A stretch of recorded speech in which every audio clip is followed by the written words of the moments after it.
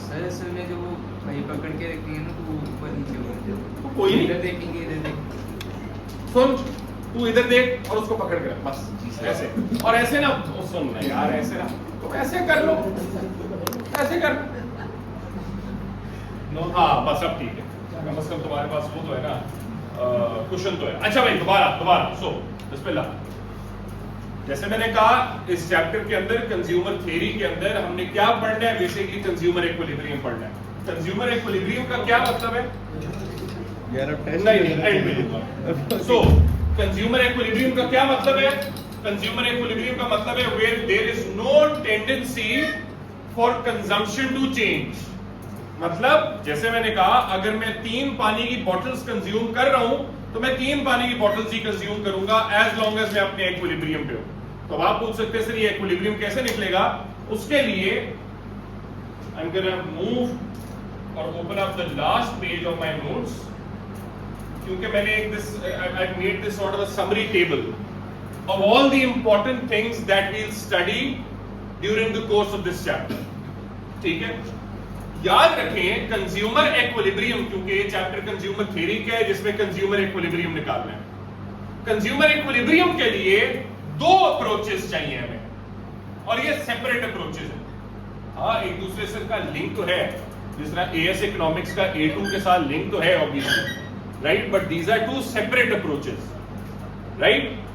सो consumer equilibrium को निकालने के 2 तरीके हैं जो इस चैप्टर में पढ़ेंगे। आज से हम शुरू करेंगे यूटिलिटी अप्रोच, ठीक है, and then there is another theory जो ज्यादा टेक्निकल है, ज्यादा मुश्किल है, क्योंकि इसमें बहुत सारे ग्राफ बनाने पड़ेंगे, and that is the indifference analysis. सबसे ज्यादा प्रोबेबली जो आप डायग्राम बनाएंगे और डायग्राम्स की प्रैक्टिस करेंगे वो इस चैप्टर में करेंगे, बिकॉज इस चैप्टर के अंदर डायग्राम्स इसमें डिफरेंस एनालिसिस में काफी आपको मिलेंगे। और ऑब्वियसली मेन तो 2 कर्व्स ही बनेंगे इसमें, मैं आपको बताऊंगा, बजट लाइन होगा और इंडिफरेंस कर्व होगा। कर्व तो 2 ही बनेंगे लेकिन वो बड़े मुख्तलिफ तरह के बनेंगे, ठीक है।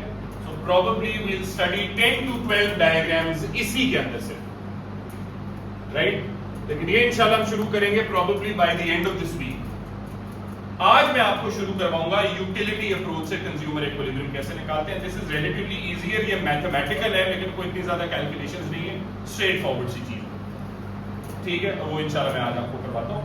यूटिलिटी अप्रोच को कार्डिनल अप्रोच भी कहते हैं या मार्जिनल यूटिलिटी थ्योरी भी कहते हैं, ठीक है। अब मार्जिनल यूटिलिटी क्या होता है, यूटिलिटी क्या होता है, अभी थोड़ी देर में बताता हूं।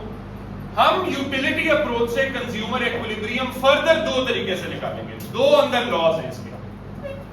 एक है law of diminishing marginal utility जो अभी करने लगे, और एक है law of equi marginal utility जो इंशाल्लाह बाद में प्रोबेबली कल तो खैर टेस्ट होगा तो परसों की क्लास में करेंगे इंशाल्लाह, ठीक है। So let's start with the utility approach. Utility approach से कंज्यूमर इक्विलिब्रियम कैसे निकलता है? यूटिलिटी अप्रोच से कंज्यूमर इक्विलिब्रियम निकालने से पहले हमें यह पता होना चाहिए यूटिलिटी और मार्जिनल यूटिलिटी का क्या मतलब है। यूटिलिटी का मतलब है the total satisfaction derived from the consumption of something, ठीक है। इकोनॉमिक्स के अंदर सैटिस्फैक्शन को यूटिलिटी कहते हैं। और याद रखें जब भी कोई कंज्यूमर कोई चीज कंज्यूम करता है तो बेसिकली एक सैटिस्फैक्शन डिराइव करने के लिए करता है, ठीक है। अगर फॉर एग्जांपल मैंने ये 3 पानी की बॉटल्स पी हैं तो उससे मुझे कुछ सैटिस्फैक्शन मिली, इसी वजह से मैंने 3 पानी की बॉटल्स पी हैं। मैंने कोई अगर स्निकर्स खाई है तो स्निकर्स से मुझे कुछ सैटिस्फैक्शन डिराइव हुई है, तब जाकर मैंने स्निकर्स खाई है, राइट। मैं बगैर किसी सैटिस्फैक्शन, अगर किसी ऐसा कोई ऐसा प्रोडक्ट है जैसे मैं कह रहा था फॉर एग्जांपल इलायची है, ठीक है, कार्डमम कहते हैं ना उसको इंग्लिश में। सो कार्डमम है, मुझे जहर लगती है तो मैं डिराइव नहीं करता क्योंकि मुझे सॉरी मैं कंज्यूम नहीं करता क्योंकि मुझे उससे कोई सैटिस्फैक्शन डिराइव नहीं होती, ठीक है। There might be many goods जो आपको पसंद नहीं है, वो पसंद नहीं है तो उस पर सैटिस्फैक्शन आप डिराइव नहीं करोगे, सैटिस्फैक्शन नहीं तो आप कंज्यूम क्यों करोगे, ठीक है। सो याद रखो utility is the total satisfaction a consumer derives from consuming something, ठीक है। अभी उस पर आते हैं। मार्जिनल यूटिलिटी क्या है, ये जो मेन इंपॉर्टेंट चीज है वो मार्जिनल यूटिलिटी है। ठीक है, यूटिलिटी तो अब तुम्हें समझ आ गई। मार्जिनल यूटिलिटी का बार बार लफ्ज इस्तेमाल करेंगे इस चैप्टर के अंदर। Marginal utility is the extra satisfaction a consumer gets from consuming one extra unit of a product or a service. The extra satisfaction that a consumer gets from consuming one extra unit of something. ठीक है, कि अगर for example मैंने third पानी की बोतल P है, तो थर्ड वाटर बॉटल पे मुझे कितनी एक्स्ट्रा सेटिस्फैक्शन मिली है, ये मार्जिनल यूटिलिटी है। जिस तरह तुम लोगों ने मार्जिनल रेवेन्यू पढ़ा है, मार्जिनल कॉस्ट पढ़ा है। मार्जिनल रेवेन्यू क्या था? एक एक्स्ट्रा यूनिट ऑफ आउटपुट पे कितना एक्स्ट्रा रेवेन्यू कमा रही है फर्म। उसी तरह ये है कि एक्स्ट्रा यूटिलिटी एक कंज्यूमर कितना डिराइव करता है from consuming one extra unit of something. इसका फॉर्मूला कर दो, फिर मैं क्वेश्चन पे आता हूं। फॉर्मूला इसका ये है जी, marginal utility is, as I said यहाँ पे, the additional satisfaction gained from consuming one extra unit of something. इसकी ये है जी, this is the formula of marginal utility. Change in total utility over change in quantity consumed. आम तौर पे change in quantity consumed एक ही होगी, क्योंकि हम क्या देखेंगे 1, 2, 3, 4, 5 यूनिट्स का, so obviously बात है उनमें गैप नॉर्मली एक ही होगा। तो हमारा ज्यादा कंसर्न इससे होगा, चेंज इन टोटल यूटिलिटी। जी, good question. Satisfaction numerical values में कैसे डिटरमिन होती है? फॉर एग्जांपल इस टेबल के अंदर मैंने इसको छोड़ो अभी फिलहाल, ये छोड़ो,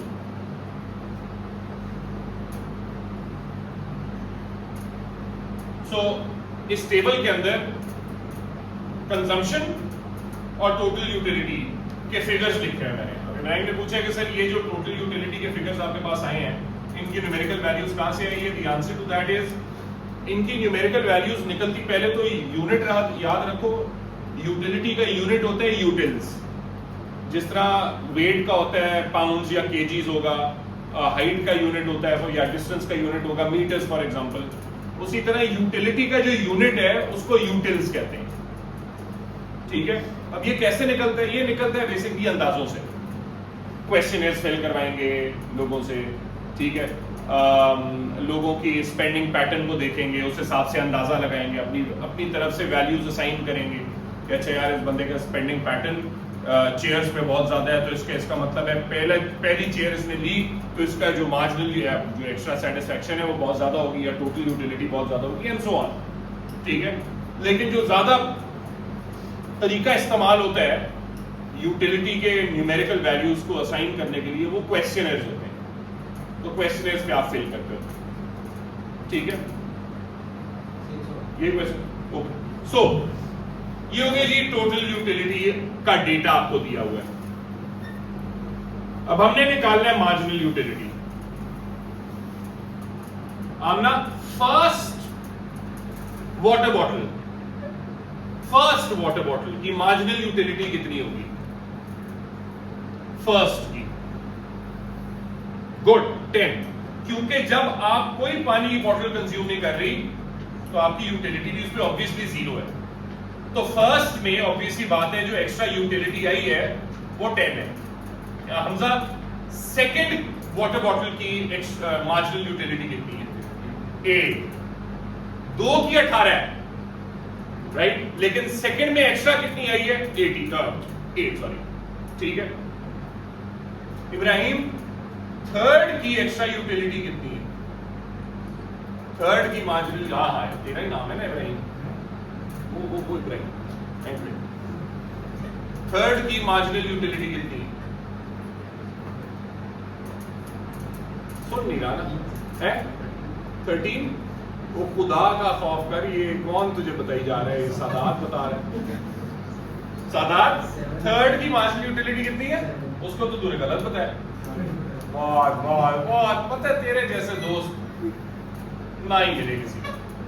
ठीक है इब्राहिम, सुन नहीं रहा ना मेरा बच्चा, इसीलिए काम खराब है। मार्जिनल यूटिलिटी क्या होता है? Extra satisfaction. तो थर्ड की, ये जो थर्ड है इसकी उसने कहा है मार्जिनल यूटिलिटी 7 है। कैसे 7 है? ये माइनस करके 25 माइनस 18, ठीक है। देखना 12 की सेटिस्फैक्शन 2 की सेटिस्फैक्शन 18 है, 3 की सेटिस्फैक्शन 25 है, तो थर्ड की वजह से ऐड कितनी हुई है सेटिस्फैक्शन? 7। 25 माइनस 18। चल अगला कर। फोर्थ की मार्जिनल यूटिलिटी कितनी है?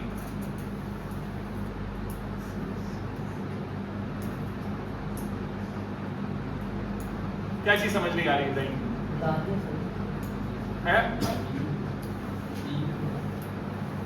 क्या क्या नींद में उठ आजा, चेयर ला, नींद करता हूँ, थोड़ा सा पीछे आजा आजा शाबाश।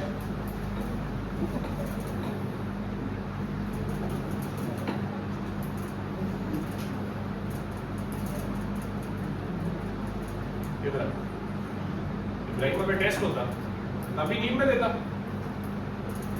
कोई बच्चा कल टेस्ट में उड़ा, फेल हुआ, उसको मैंने उड़ा देना है।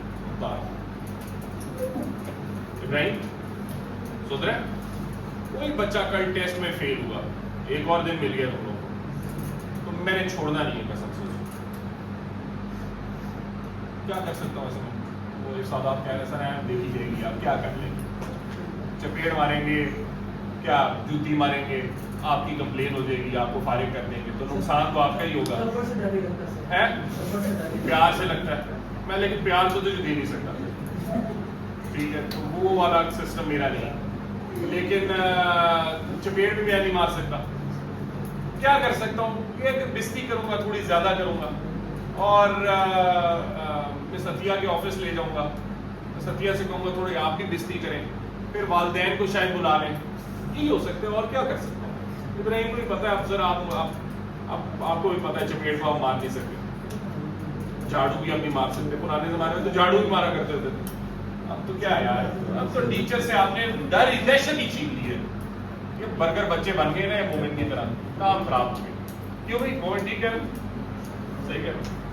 अच्छा भाई, इब्राहिम से मैं सवाल नहीं पूछ रहा, इब्राहिम गौर से सुनो। Abdul Mumin, 5th unit of water bottle की टोटल सेटिस्फैक्शन कितनी है? पहले ये बता। 35। इब्राहिम गौर से सुनो, टोटल सेटिस्फैक्शन 35 है। लेकिन सॉरी, मैंने एक्चुअली गलत बोला है, मुझे ये नहीं बोलना चाहिए था 5th यूनिट की टोटल सेटिस्फैक्शन 35 है ना। हाँ, 5 की टोटल सेट, 5 बॉटल्स की टोटल सेटिस्फैक्शन 35 है, ये 5th की 35 नहीं। So let me correct my self, 5th water bottle की टोटल सेटिस्फैक्शन 35 नहीं है। 5 बॉटल्स की, मैंने एक साथ पानी की बॉटल्स 5 पी ली, तो उनकी टोटल सेटिस्फैक्शन है 35। अब्दुल मुमीन, 5th की कितनी है एक्स्ट्रा?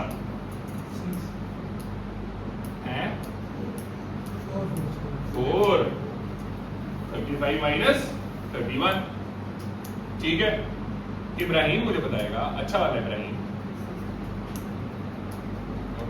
कहेगा मैं बुरा, तुझे अच्छा आज बना दी, आगे बैठो।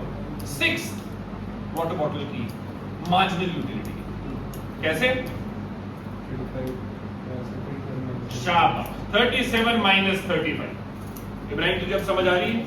तो अब मुझे बता 7th वाटर बॉटल की मार्जिनल यूटिलिटी कितनी होगी? 0। शाबाश, क्योंकि ऑब्वियसली मार्जिनल यूटिलिटी ऐड नहीं हुई। और 8th की साथ सुन 8th की मार्जिनल यूटिलिटी कितनी होगी? हाँ, माइनस, बिल्कुल, क्योंकि अब वो इतनी ज्यादा कंज्यूम करना शुरू कर दी मैंने पानी की बॉटल्स एक साथ कि तबीयत खराब होना शुरू होगी, तो मेरी एक्स्ट्रा सेटिस्फैक्शन बढ़ने के बजाय गिरना शुरू होगी, ठीक है। सो ये मार्जिनल यूटिलिटी आप देख रहे हैं, इसके फिगर्स हैं या मैंने लिखे हुए, as you can see straightforward है, कोई मसला नहीं है, हमने निकालनी है। इब्राहिम को भी समझ आ गई, क्लियर हो गया?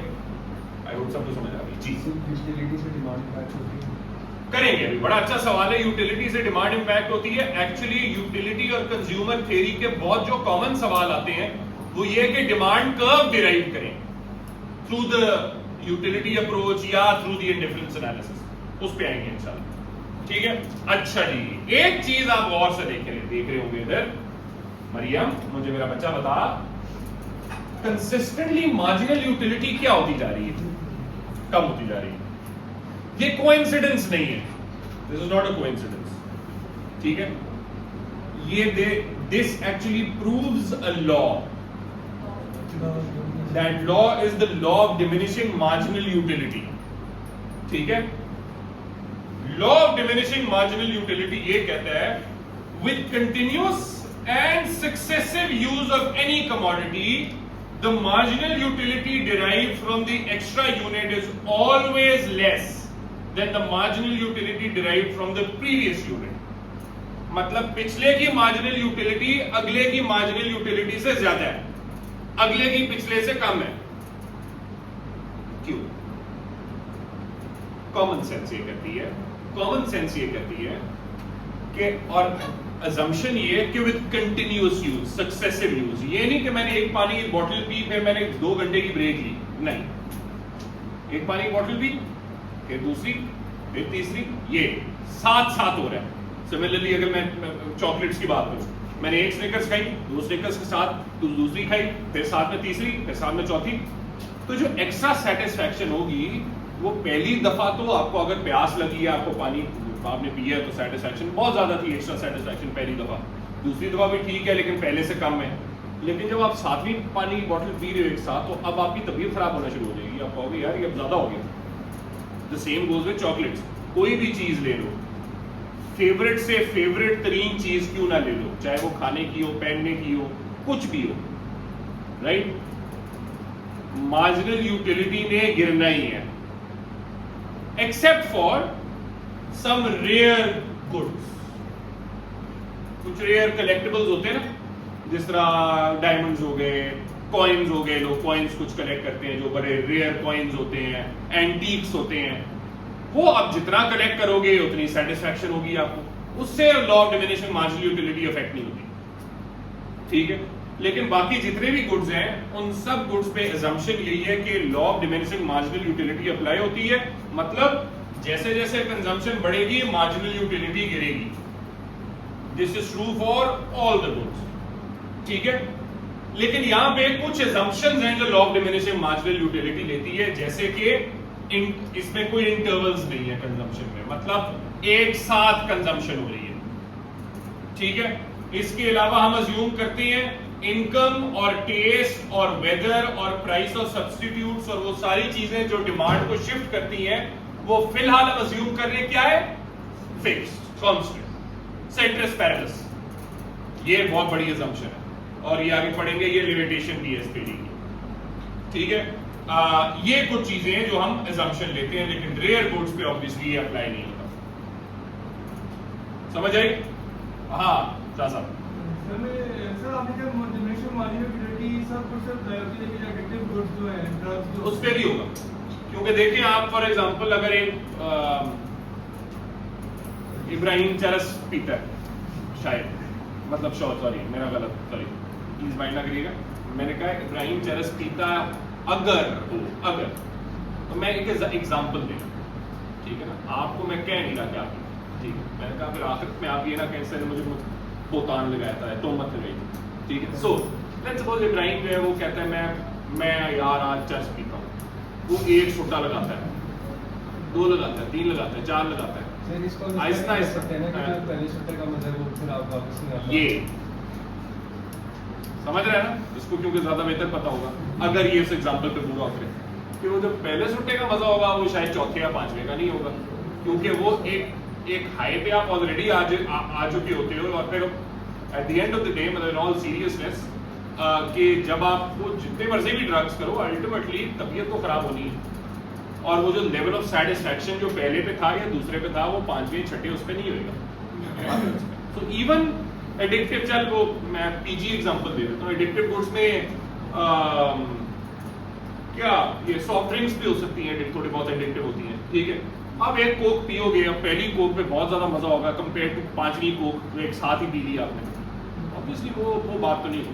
तो इवन एडिक्टिव गुड्स भी इसमें आते हैं, लॉ में है, नॉलेज गुड नहीं है ना, तो it might be a service but कोई बात है गुड नहीं, ठीक है। तो एक्चुअली नॉलेज सर्विस नहीं है, एजुकेशन सर्विस हो सकती है, तो एजुकेशन की शायद पे भी बात कर लें, हाँ मे बी उस पर भी अप्लाई हो सकता है, लेकिन नॉलेज तो गुड नहीं है, उसके अप्लाई नहीं, ठीक है।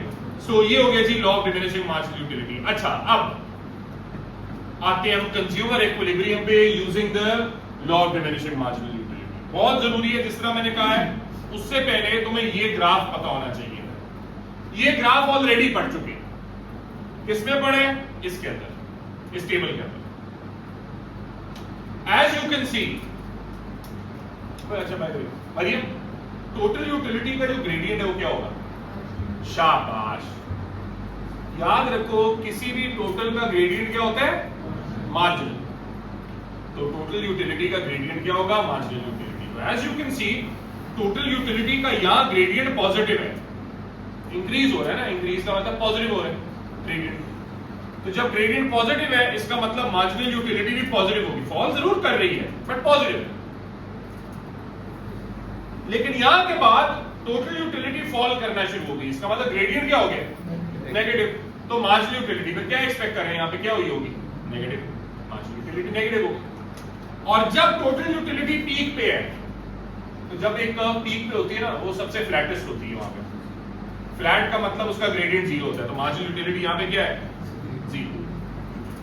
ये रिलेशनशिप एमसीक्यूज के लिए आना चाहिए। ये चैप्टर बाय द वे, आप फाइनली हम उन चैप्टर्स पे आ रहे हैं जो सिर्फ एमसीक्यूज के लिए इंपॉर्टेंट नहीं है, इनके एसेस बहुत ज्यादा करने हैं, ठीक है इंशाल्लाह। तो बहुत डिटेल में करेंगे, टाइम आएगा बताओ। अब आते हैं जी इस पे बहुत इंपॉर्टेंट चीज, consumer equilibrium law of diminishing marginal utility से कैसे निकालते हैं आप? Consumer equilibrium law of diminishing marginal utility से हम निकालते हैं, ये जो मैंने यहां पे इक्वालिटी दी है इसके through, where marginal utility equals to price. When a consumer's marginal utility of consuming a particular product is equal to the price of that product, that means the consumer will not change his or her level of consumption. तो मैंने कहा, जिस तरह आपकी example दी, अगर मैं 3 पानी की बॉटल्स पी रहा हूं, मैं हर रोज 3 पानी की बॉटल्स कंज्यूम करता हूं, इसका मतलब क्योंकि मैं हर रोज कर रहा हूं 3 पानी की बॉटल्स, तो मैं अपने इक्विलिब्रियम पे हूं, ठीक है। की है स्क्रीन नीचे बोल के बता, स्क्रीन नीचे बोल एक कैमरा है थोड़ा दूर नहीं आ रहा।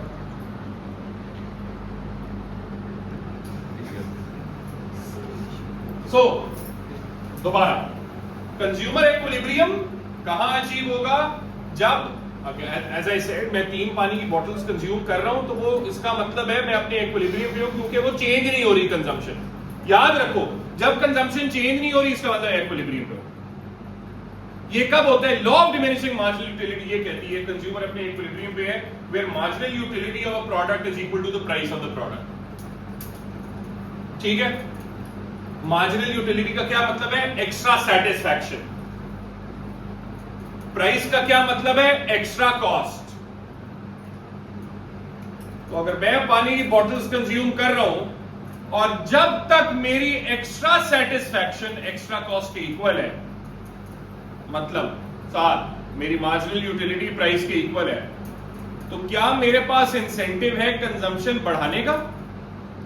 नहीं, क्योंकि ना सैटिस्फैक्शन ज्यादा है ना कॉस्ट ज्यादा है। तो मेरे पास इंसेंटिव है कंजम्पशन गिराने का? नो, ना कंजम्पशन इंक्रीज होगी ना डिक्रीज होगी, 3 पानी की बॉटल्स कंज्यूम करता रहूंगा। क्यों? क्योंकि मैं अपने इक्विलिब्रियम पे हूं, इंसेंटिव नहीं है कंजम्पशन चेंज करने का, टेंडेंसी नहीं है कंजम्पशन चेंज करने की, because marginal utility equal to the price of the product, extra satisfaction is equal to the extra cost. What if marginal utility price से ज्यादा हो जाए? मतलब मायरा, मैं जब पानी की बॉटल्स कंज्यूम करता हूं तो मेरा एक्स्ट्रा बेनिफिट एक्स्ट्रा कॉस्ट से ज्यादा हो जाता है, मेरी मार्जिनल यूटिलिटी प्राइस से ज्यादा होती है। मेरी कंजम्पशन क्या होगी? उतनी रहेगी, बढ़ेगी या गिरेगी? बढ़ेगी, ठीक है, क्योंकि अब मेरा इंसेंटिव टू इंक्रीज कंजम्पशन हो गया क्योंकि मेरी एक्स्ट्रा सेटिस्फैक्शन ज्यादा है। लेकिन अगर मेरी मार्जिनल यूटिलिटी प्राइस से कम है, जैनब अगर मेरी मार्जिनल यूटिलिटी प्राइस से कम है तो मेरी कंजम्पशन क्या होगी? कम हो जाएगी। वाई? मतलब एक्स्ट्रा कॉस्ट मेरी ज्यादा पड़ गई है ना। तो जो मेरा जो इंसेंटिव है पानी की बॉटल्स कंज्यूम करने का वो कम हो गया क्योंकि मुझे कॉस्ट ज्यादा पड़ गई है और मेरी उतनी सेटिस्फैक्शन नहीं हो कंपेयर टू जो मेरी कॉस्ट है, राइट? और ये दोनों आपको पता है जब कंजम्पशन ज्यादा या कम हो तो दोनों इक्विलिब्रियम होते हैं, डिसइक्विलिब्रियम होते हैं, डिसइक्विलिब्रियम। तो इसीलिए इक्विलिब्रियम के लिए मार्जिनल यूटिलिटी और प्राइस का इक्वल होना जरूरी है। मसला क्या है? गौर से सुनना। मसला ये है और ये आपको भी पूछना चाहिए इसके बारे में कि सर मार्जिनल यूटिलिटी तो यूटिल्स में होता है। अभी थोड़ी देर पहले आपने क्लास में पहले बताया था कि मार्जिनल यूटिलिटी या यूटिलिटी यूटिल्स में होता है और प्राइस किस में होता है? डॉलर्स में, रुपीस में। अभी फिलहाल डॉलर्स के तौर पे इसको कंसीडर करो। मार्जिनल यूटिलिटी यूटिल्स में है, प्राइस डॉलर्स में है। तो ये एज एन इक्वल कैसे हो सकता है? खुद सोचो। अगर मैंने अपना वेट इब्राहिम की हाइट की मतलब इक्वेट करना हो, अपने वेट को इब्राहिम की हाइट से कंपेयर करना हो, कोई कंपैरिजन है? नहीं है, क्योंकि दो कंप्लीटली सेपरेट यूनिट की चीजें हैं ये। उसी तरह मार्जिनल यूटिलिटी सेपरेट यूनिट है, प्राइस सेपरेट यूनिट है। इक्विलिब्रियम के लिए तो ये इक्वल हो गए, पर कॉमन सेंस ये कहती है यार ये इक्वल कैसे हो सकते हैं जबकि इनके यूनिट्स ही फर्क हैं। जो याद रखो, जिन चीजों के, ये मैथ्स है, जिन चीजों के यूनिट फर्क होते हैं वो कभी इक्वल नहीं हो सकते। इक्वल तो दूर की बात है, वो कभी कंपेयर नहीं हो सकते क्योंकि यूनिट ही फर्क है। ठीक है, इसका मतलब अब हम क्या करेंगे? अब हमने कन्वर्ट करना है प्राइस को यूटिल्स में। We now have to convert price into unit into utils so that the units are the same. गौर से सुनना। हाउ? बिकॉज इसके एमसीक्यूज आते हैं। How do we do that? We do that by multiplying price with marginal utility of money। Money की marginal utility से price को multiply करते हैं। जैसे अब तुम लोगों को ये एमसीक्यूज में दिया होगा, कहा गया होगा हर डॉलर की मार्जिनल यूटिलिटी 2 यूनिट्स है। हर डॉलर की मार्जिनल यूटिलिटी 2 यूनिट्स है। इसका क्या मतलब है? Marginal utility of money. तो मुझे एक चीज बताओ, अगर हर डॉलर की मार्जिनल यूटिलिटी 2 यूनिट्स है और मैंने एक चेयर खरीदनी है, इस चेयर की प्राइस $25 है, तो मैंने एक चेयर खरीदनी है, 2 खरीदनी है, 3 खरीदनी है, 4 खरीदनी है, 5 खरीदनी है। प्राइस क्या रहेगी? $25 ऑब्वियसली, राइट? मेरे लिए तो प्राइस सेम नहीं होती ना। अगर मैं ज्यादा खरीदूं तब भी प्राइस तो वही रहेगी।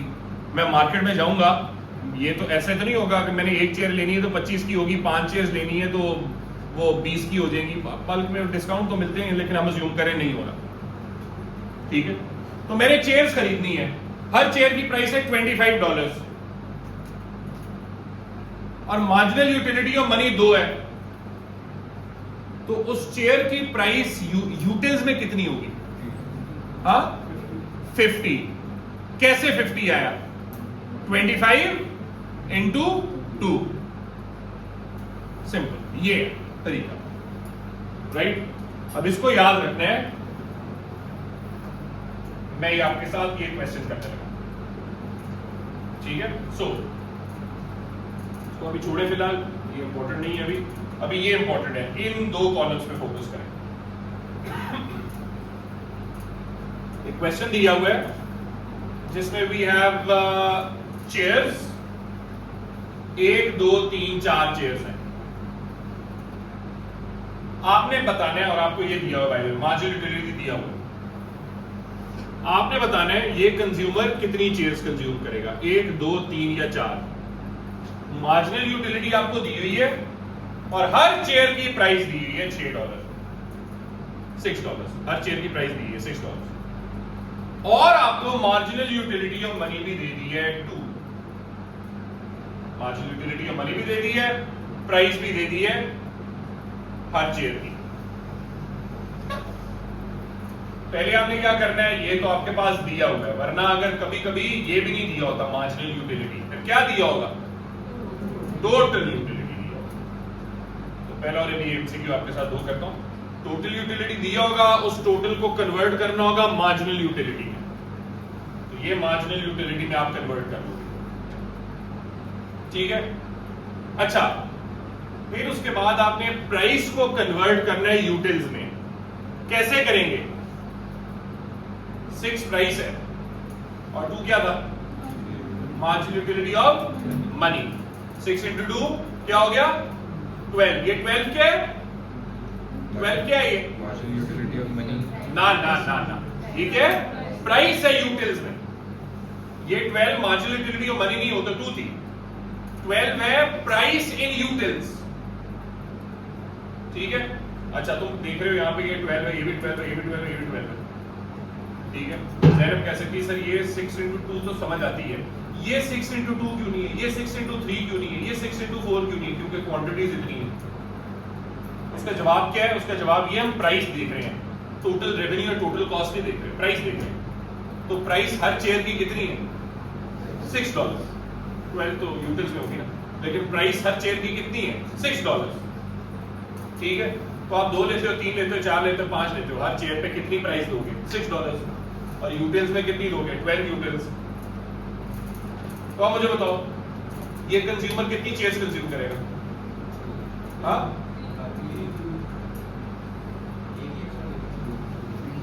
सवाल है 1 2 3 4 में से ये कंज्यूमर कितनी चेयर्स कंज्यूम करेगा,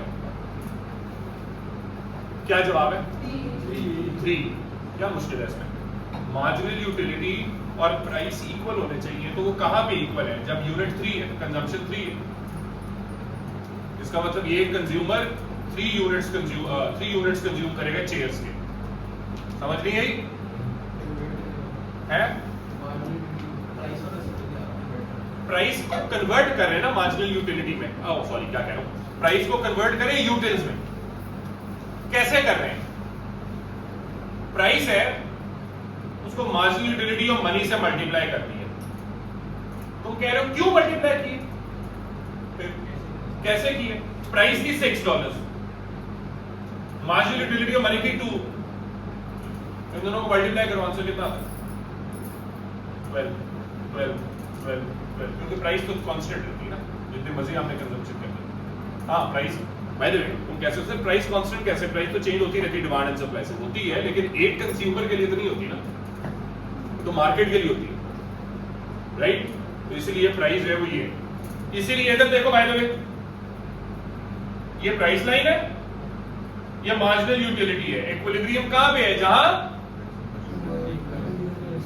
मार्जिनल यूटिलिटी और प्राइस इक्वल है। ये प्राइस भी डॉलर्स में नहीं होगी, किसमें होगी, यूटिल्स में। ये है जी आपका इक्विलिब्रियम पॉइंट और ये इक्विलिब्रियम कंजम्पशन। हाँ, ये देखो इन दोनों को इक्वल होना चाहिए, मार्जिनल यूटिलिटी और प्राइस को। तो मार्जिनल यूटिलिटी और प्राइस इस टेबल में कहां इक्वल है, कौन सी कंजम्पशन में, कौन सी क्वांटिटी में, ये देखो मार्जिनल यूटिलिटी और प्राइस।